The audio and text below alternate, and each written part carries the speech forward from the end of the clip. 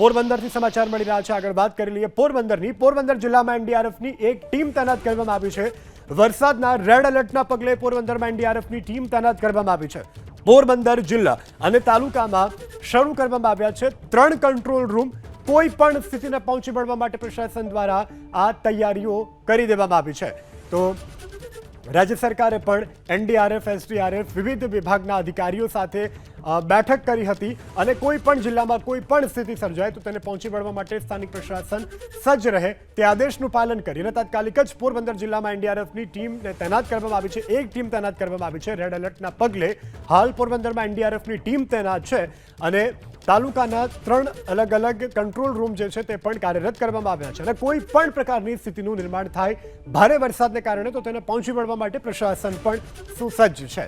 પોરબંદરથી સમાચાર મળી રહ્યા છે। આગળ વાત કરી લઈએ પોરબંદર જિલ્લામાં એનડીઆરએફની એક ટીમ તૈનાત કરવામાં આવી છે।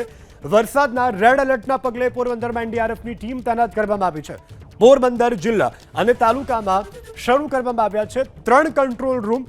કોઈ પણ સ્થિતિને પહોંચી વળવા માટે પ્રશાસન દ્વારા આ તૈયારીઓ કરી દેવામાં આવી છે।